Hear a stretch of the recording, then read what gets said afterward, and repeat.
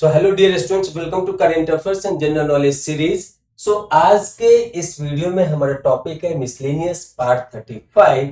तो अब यहाँ पे हम लोग पहला क्वेश्चन देखते हैं। So the very first question is the first gold coin was issued in India by option a Vijayanagar ruler, option b Maurya ruler, option c Indo Greek ruler, option d Gupta ruler. तो यहाँ पे पूछा गया है कि पहला गोल्ड कॉइन भारत में किन रूलर के द्वारा इशू किया गया था। तो बच्चों मैं बता दूं, इसका राइट आंसर होगा इंडो ग्रीक रूलर।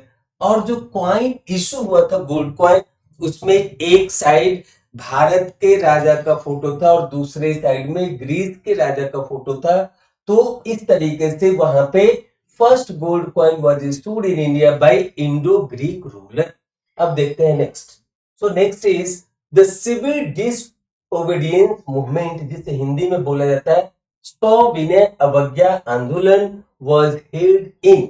इसे हम लोग इसका ऑप्शन है in 1917, option b 1920, option c 1930, option D 1931। तो बच्चों मैं बता दूं कि ये सिविल डिसओबीडियंस मूवमेंट, जिसे हिंदी में सविनय अवज्ञा आंदोलन बुलाया जाता है, इसका दूसरा नाम है नमक सत्याग्रह, सॉल्ट सत्याग्रह। और इसका एक और नाम है जिसे हम लोग दांडी मार्च के रूप में भी जानते हैं, जो गांधी जी ने शुरू किया था। तो ये आंदोलन क्यों हुआ था, इसका सबसे पहले रीजन समझिए कि ब्रिटिश ने हमारे यहाँ बहुत टाइम तक शासन किया और उस समय में उन्होंने जो यहाँ पे नमक होता था तो इंडियन के लिए अलग से उसके ऊपर एक्स्ट्रा टैक्स लगा दिए थे, जिसके विरोध में गांधी जी ने यह आंदोलन शुरू किया था 12 मार्च 1930 से लेकर के 5 अप्रैल और 6 अप्रैल 1938 तक चला था। कहीं कहीं पे दिया हुआ है 5 अप्रैल, कहीं कहीं पे दिया हुआ है 6 अप्रैल। तो यहाँ पे इसका जो टाइमिंग है वो है 12 मार्च 1930 से लेकर के 5 अप्रैल 1930 तक। अगर डेज की बात करें तो यहाँ पे 24 डेज, अगर आप इसके बीच का डेज काउंट करेंगे तो वो नहीं गिना जाएगा। यहाँ पे 24 डेज तक यह चला था, हो सकता है बीच में कहीं रेस्ट लिए होंगे। तो यह आंदोलन 12 मार्च से लेकर के 1930, कहीं कहीं पे दिया हुआ है 6 अप्रैल 1930 ऑल्सो। तो आपको एग्जाम में 5th और 6th दोनों डेट नहीं देगा, वहां पे 12 मार्च 1930 से लेकर के या तो 5 अप्रैल होगा या तो 6 अप्रैल होगा टिल 1930। तो ये 24 दिन तक यह दांडी मार्च चला था। और यह कहां से कहां तक हुआ था, तो वहां साबरमती से लेकर के दांडी तक का यात्रा हुआ था। 24 दिन का अंग्रेजों के खिलाफ अहिंसक, अहिंसक मतलब जिसमें मारपीट न हो, जो शांतिपूर्वक और विनम्रता के साथ जो आंदोलन हुआ हो, इसलिए इसका नाम दिया गया सविनय। विनय मतलब, विनय का मतलब होता है कि प्रेम पूर्वक, आदर पूर्वक। सविनय अवज्ञा, उसके आज्ञा का अवहेलना कर रहे हैं, लेकिन कैसे?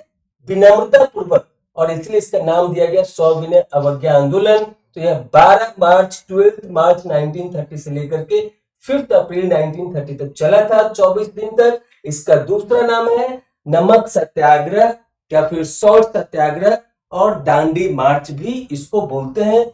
यह क्वेश्चन बहुत ही इंपोर्टेंट है, बहुत एग्जाम में पूछा जा चुका है और आगे भी पूछा जा सकता है, तो यह बहुत इंपोर्टेंट है। अब नेक्स्ट देखिए।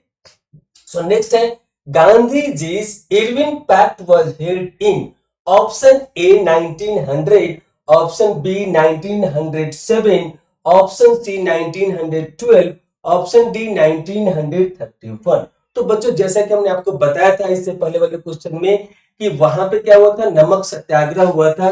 तो वो आंदोलन इतना इंपोर्टेंट हो गया, इतना इंपैक्टफुल हो गया कि उस समय के जो यहाँ के वायसराय थे इरविन, लॉर्ड इरविन, उन्होंने गांधी जी के साथ एक समझौता किया था जिसके ऊपर साइन किया गया था। वो कब हुआ था?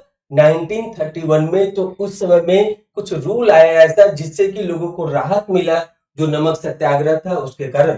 तो ये कब हुआ था? 1931 में।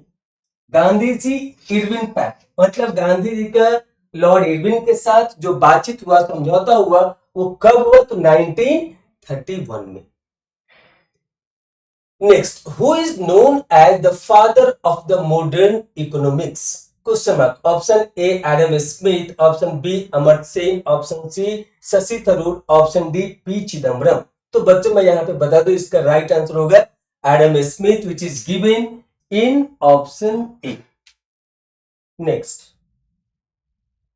Next is World Health Day is celebrated on option A 5th April, option B 7th April, option C 10th April, option D 17th April। तो बच्चों मैं यहाँ पे बता दूं, वर्ल्ड हेल्थ डे, विश्व स्वास्थ्य दिवस मनाया जाता है हर एक साल 7th अप्रैल को।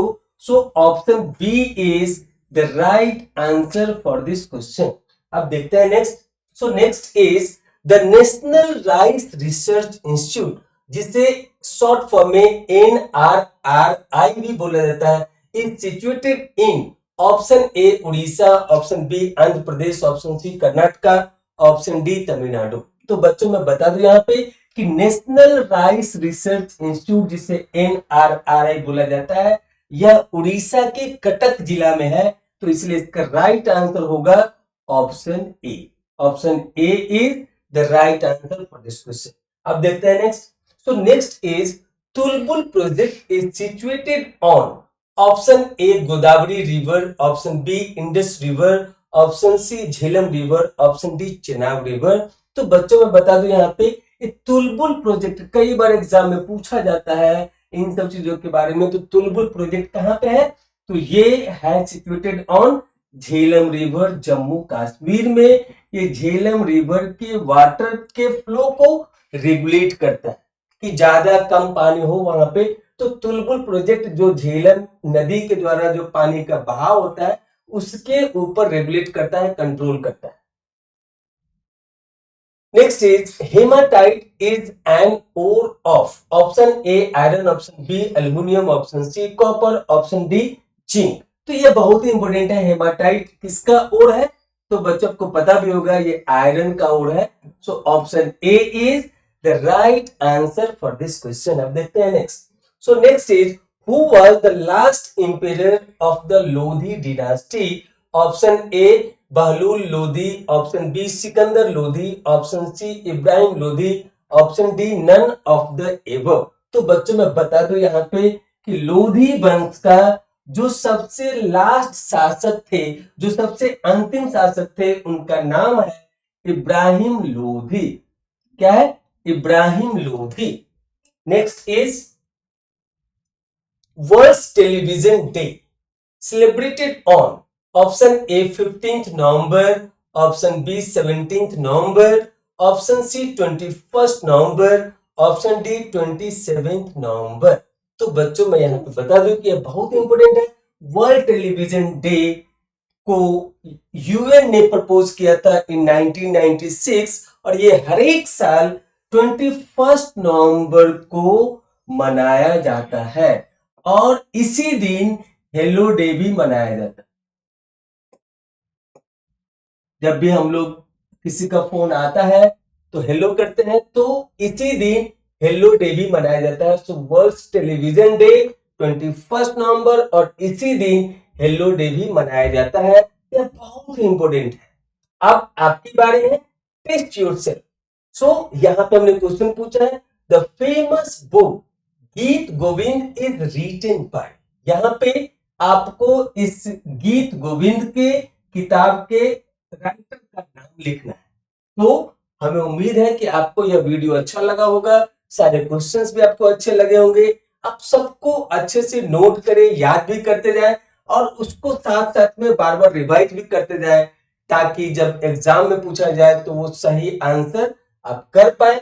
तो इसी के साथ आज के वीडियो को यहीं फिनिश करते हैं, फिर मिलेंगे अगले वीडियो में। तब तक के लिए आप सभी को थैंक यू।